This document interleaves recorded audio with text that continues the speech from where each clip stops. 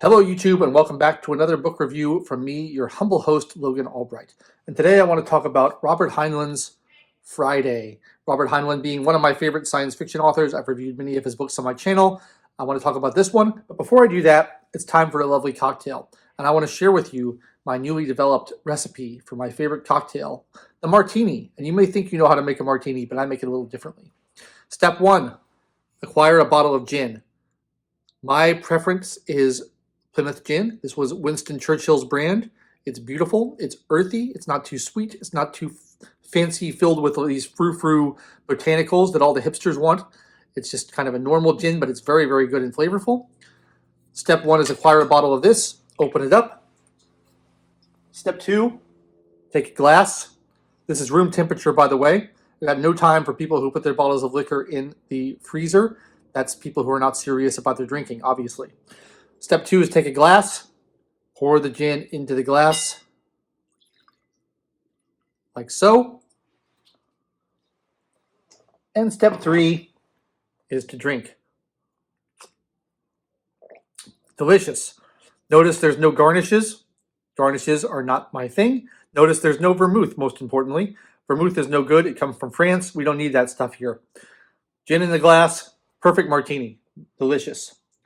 Distrust people who store their gin in the freezer or who put garnishes or vermouth in their martinis. They are not to be trusted. Anyway, let's move on to Friday. Now, let's talk about Robert Heinlein.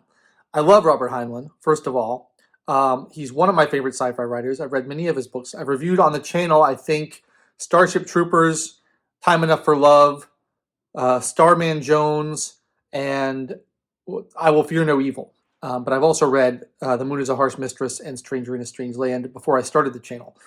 He's imaginative, he's inventive, he's a great writer. I really like his stuff. Now, he's also a dirty old man who has some very odd ideas about women and who has a strong interest in exploring sexual taboos. And the last book you may remember if you watch my channel I read was I Will Fear No Evil, which was too creepy and pervy for me to really enjoy.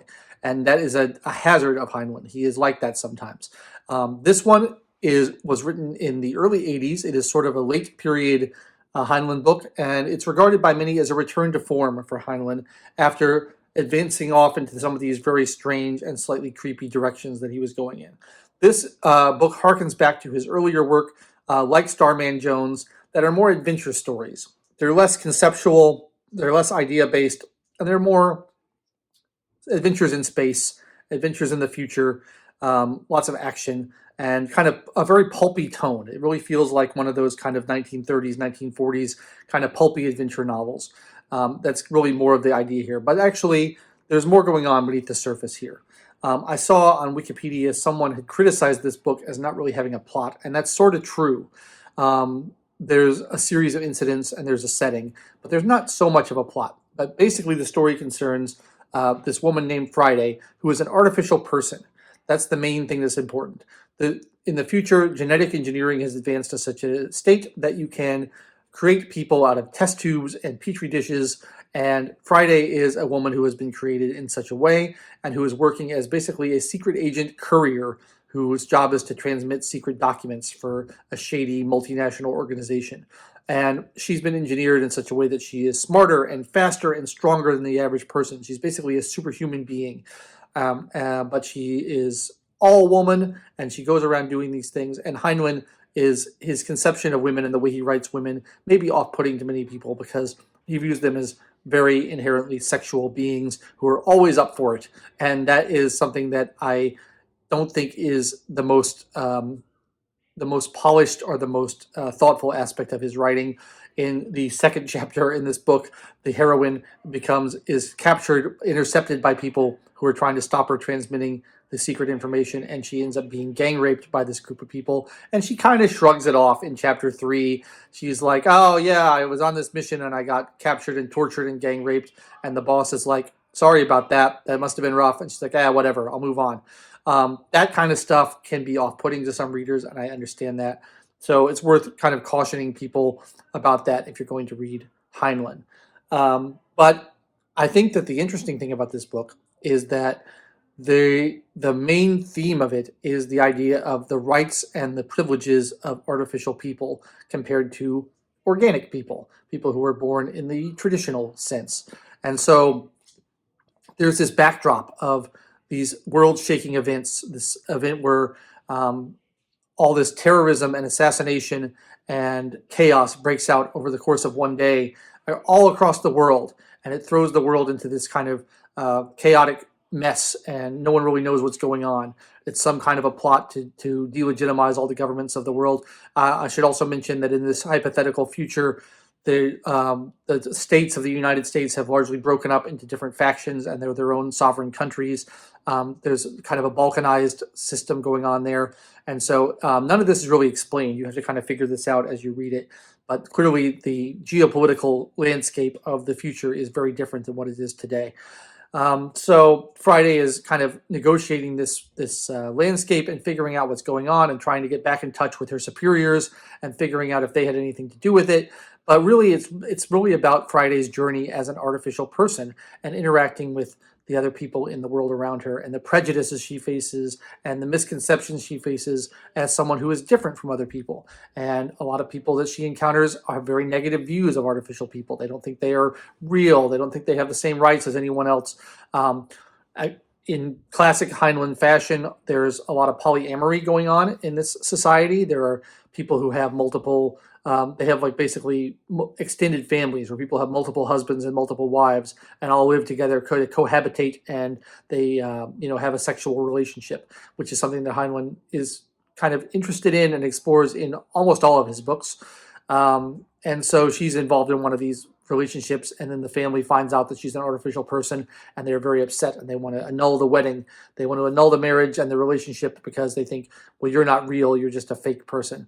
But she's as human as anyone else. She's got the same emotions, the same feelings, the same thoughts as anyone else. And so she is confronted constantly by this sort of prejudice against her. And that's, I think, the main theme of the book is her confronting this over and over again as she tries to navigate this kind of chaotic adventure landscape and get back to her proper job as a international secret agent courier type person. I find this interesting because this book was written in the early 80s, and what it made me think of is the Star Trek The Next Generation episode, The Measure of a Man, in which they have a long, very philosophical discussion about whether or not Data has rights because he is an android. And that's one of the best episodes of Star Trek The Next Generation. It's one of the hallmark episodes. It raises a lot of moral and ethical issues.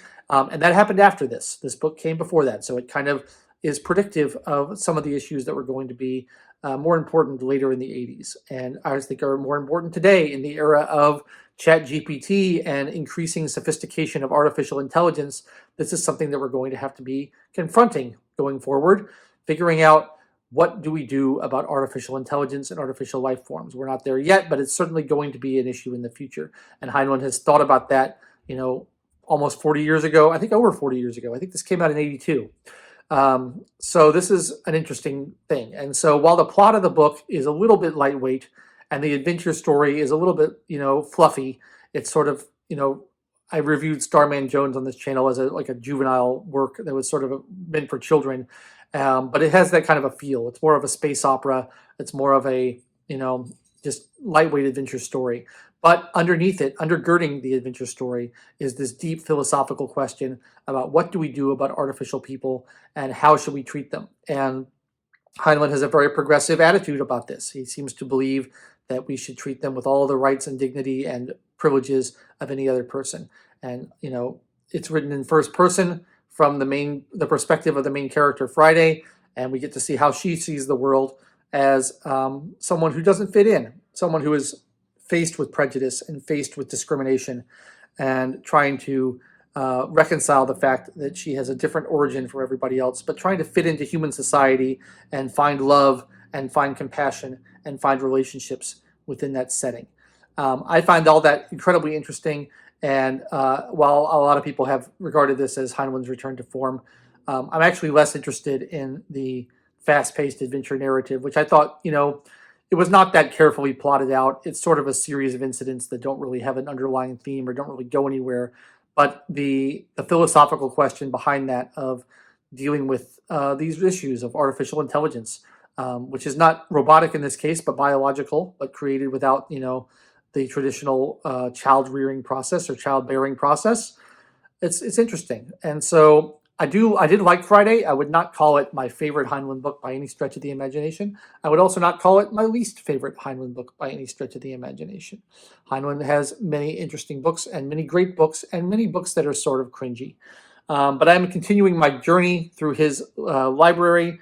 I don't really have an ambition to read everything he ever wrote because he wrote a lot. But whenever I see one of his books in a bookstore, I like to pick it up and just see what I can discover from it, because I find it's always thought-provoking and always an entertaining read. This I picked up in a used bookstore. You can see it's a pretty battered edition from the 80s. I got it for like $4 at a used bookstore, and it's nice. It's nice to pick up books that are inexpensive and kind of disposable, and you can don't worry about damaging them or anything because they're already pretty damaged when you buy them. So anyway, that's basically what I thought of Friday. I enjoyed it. It's a lightweight, fun read with some thought-provoking issues in it. Like many people say, kind of a return to Heinlein's roots, going back to his more adventure stories of his youth and steering away from his really in-depth explorations of sexual taboos that he got into in the late 70s. So, if you're into that type of science fiction and you like something that's a little bit less idea-focused and a little bit more action-focused, you might enjoy this. If you are interested in the conundrum of artificial intelligence, you might enjoy this, because that's something that people are talking about a lot these days. But that's what I thought of it, and I would not rank it as highly as something like Starship Troopers or something like The Moon is a Harsh Mistress, which I absolutely love, but it is certainly a diverting and fun read. So that's my review of Friday by Robert A. Heinlein, one of the most interesting and complex personalities in the science fiction realm, at least the classic science fiction realm, of dating from like the 50s to the 80s. There's a lot of great writers in that period, but Heinlein, I think, is one of the most interesting. And I also love Philip K. Dick, and I also love Arthur C. Clarke, and I love Isaac Asimov. There's a lot of great writers in that period, but Heinlein is just unique in a lot of different ways. So that's what I thought of it. I'd be interested to know your thoughts in the comments below. If you've read Friday, if you've read the other works of Heinlein, where should I go next? What's the next book of Heinlein's I've read? Like I said, I've read Stranger in a Strange Land, The Moon is a Harsh Mistress, Starman Jones, Time Enough for Love, I Will Fear No Evil, and now Friday. So let me know what your recommendation for the next book in the series I should read, and let me know what you thought of Friday if you have read it. If you've enjoyed this review, I encourage you to subscribe to the channel, like the video, and click the bell for notifications. It's always helpful to me. I really appreciate it. I appreciate everybody who watches these videos and leaves comments. It's excellent. And if you, like me, enjoy a good gin martini, never put vodka in your martini. No, no, no. It's a terrible idea. The proper martini is always made with gin. If you enjoy one of these, let me know in the comments. And I will catch you next week with another book review. Don't know what it's going to be yet, but I'm sure it will be interesting. And thank you so much for watching. I've been your host, Logan Albright, and I will catch you next time.